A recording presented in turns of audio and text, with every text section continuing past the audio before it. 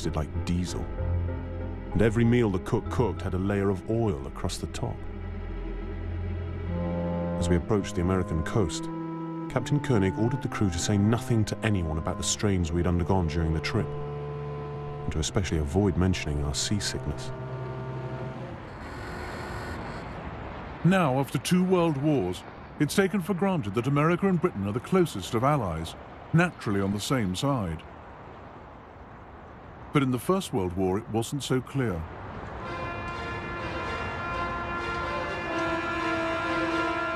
"8 million Americans had German parents or grandparents. 4.5 million were of Irish descent. Many of them had little love for England. At the outbreak of war, thousands of US citizens had tried to enlist in the German army. And America was enjoying a massive economic boom.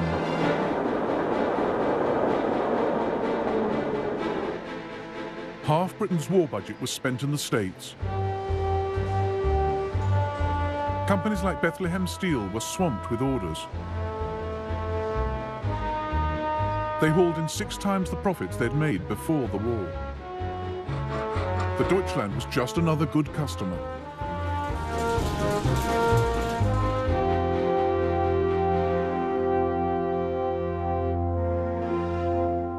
Her brave Atlantic crossing, dodging Royal Navy warships, became a rallying point for anyone who had suffered from the British blockade.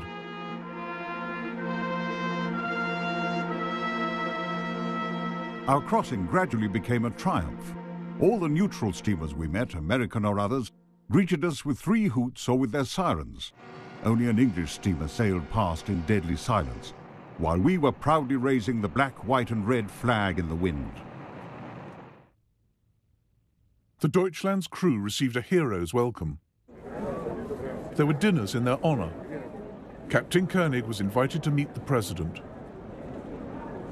The 3 weeks we spent in the United States were a non-stop party. Everywhere we went, people gathered round us. They all wanted a souvenir of some kind. I even sold the buttons off my shirt and the stripes off my tunic. German families introduced us to their daughters, and we never had to pay for beer.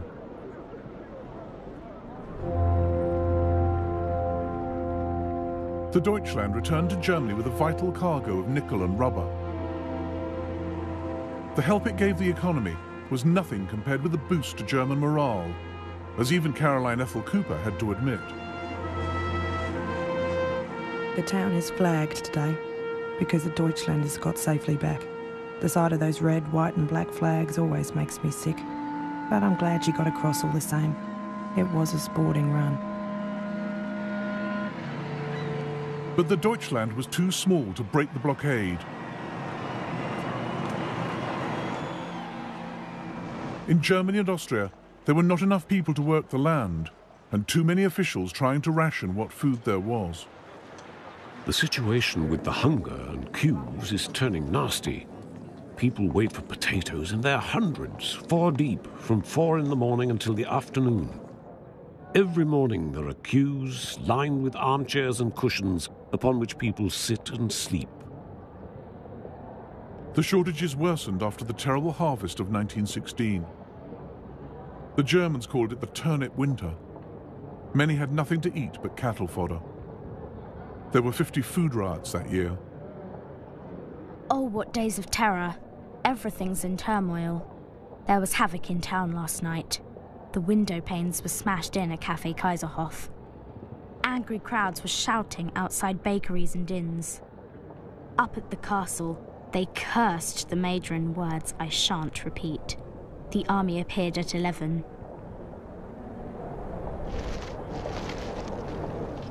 It's horribly cold, and because the rolling stock has all been taken for the war effort, there is an extreme shortage of coal.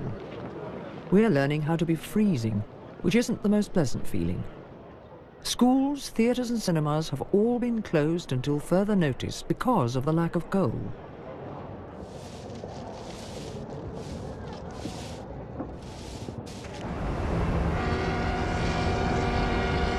The German Navy did nothing to help.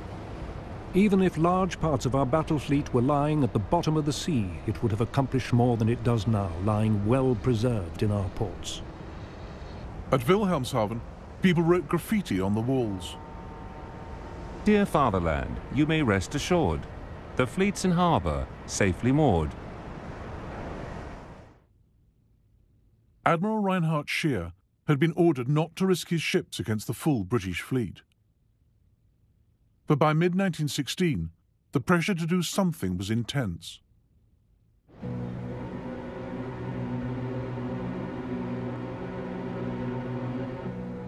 On the 31st of May, Germany's high seas fleet steamed out of Wilhelmshaven, hoping to engage the Royal Navy's battlecruisers.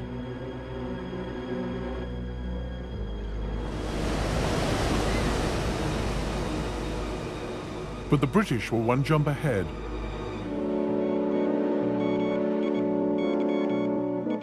The men in room 40 had already decoded Scheer's orders. 3 hours before the Germans had even left harbour, the entire British Grand Fleet was on its way to intercept them. Now the world would get the great sea battle it had been waiting for, Jutland.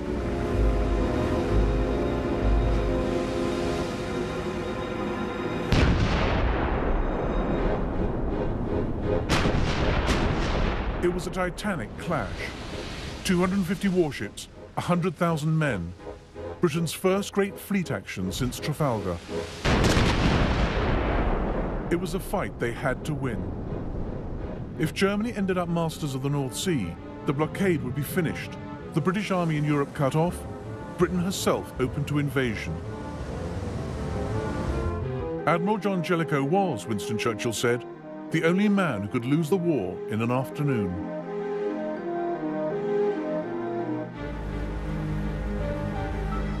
Less well armoured than Germany's, Britain's ships preferred to fight at very long range. But at Jutland, the range was just 5 miles. We fired very slowly, with deliberation, while the Kaiser-class ships in front of us shot like mad. Now the English were in an unfavourable position.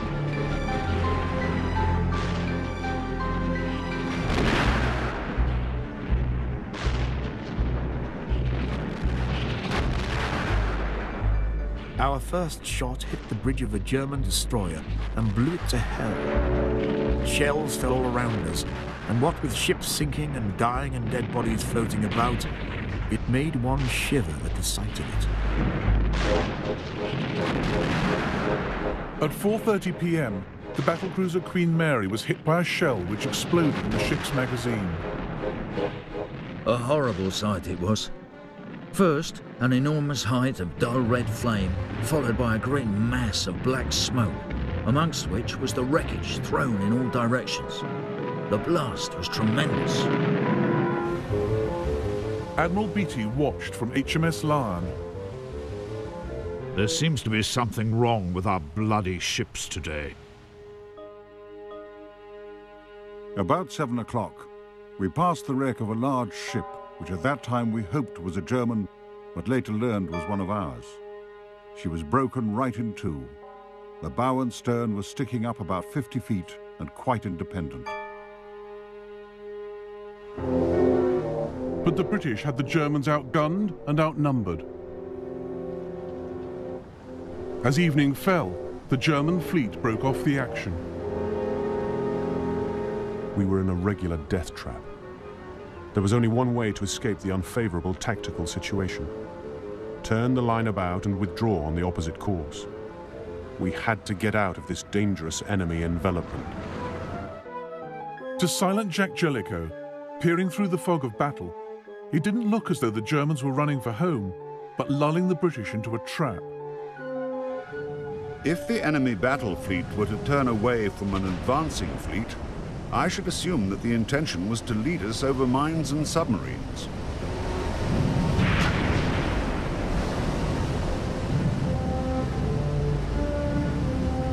So Jellicoe ordered the British to turn as well, away from their vulnerable foe.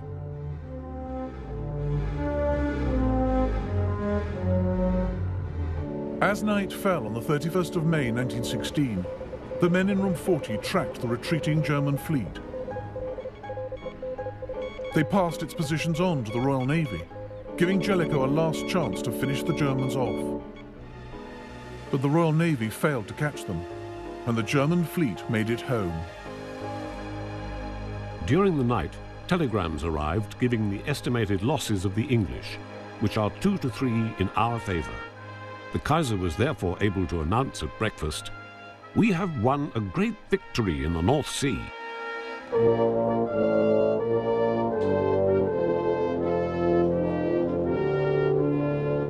Based on the maths alone, the Kaiser was right. Germany had lost 11 ships and 2,500 men.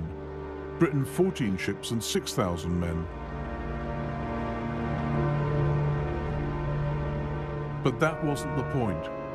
The Kaiser's battleships were back in harbour and stayed there till the end of the war. The British fleet still ruled the North Sea, ever more tightening the blockade.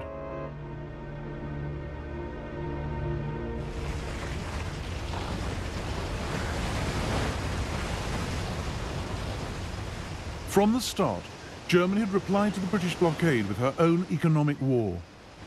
She too tried to cripple the enemy by cutting off supplies. This light raider, the Merva, was one of the few surface ships Germany ever sent into the North Sea. Her target, not warships but cargo boats. She sunk 20,000 tons, building a large collection of captured crews.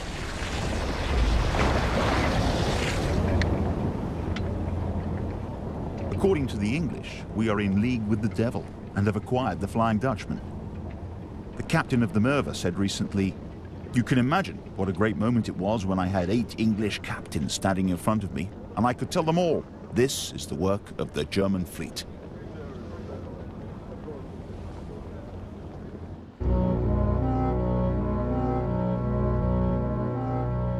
Germany's U-boats joined in the war against Allied trade.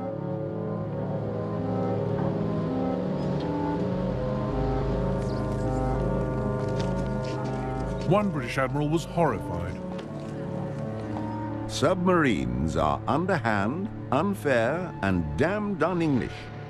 As for U-boats attacking civilian ships, it is impossible and unthinkable.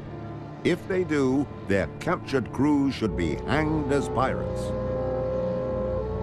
The U-boat blockade of Britain would have to be ruthless. But Germany's Chancellor, Bethmann Hollweg, realized the effect this would have on world opinion, as he told Georg von Müller. Spent the afternoon with the Chancellor, who wished once more to discuss the U-boat question. Bethmann envisaged the remaining neutrals united against us as the mad dog among the peoples of the world. That would mean the end of Germany. Germany's admirals were furious at having their hands tied, but submarines were ordered to stick to the old rules of war. They gave warnings of their attacks. They did not attack underwater. They gave merchant crews time to escape.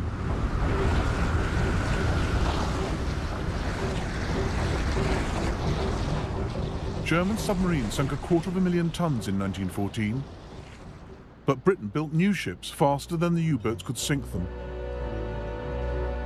Far from being choked by the German blockade, the British economy flourished. The British firm Vickers, with a workforce of 78,000, turned out guns, aeroplanes, battleships, and record profits. If Germany was trying to play fair, Britain wasn't. Q-ships looked like unarmed traders, but carried hidden guns. They looked like easy prey, but when submarines came close, the Q-ships uncovered their guns and attacked. To add to the deception, they often sailed under foreign flags. Lieutenant Heinrich Crompton, on the U-41, was caught by just such a trick. As the two ships came within 300 meters of each other, the steamer opened a heavy, accurate rifle fire from all along the railing, immediately joined by large caliber guns hidden fore and aft. The U-41 immediately returned 3 rounds from the forward gun, all hits to the hull. Throughout the action, the steamer continued to fly the American flag,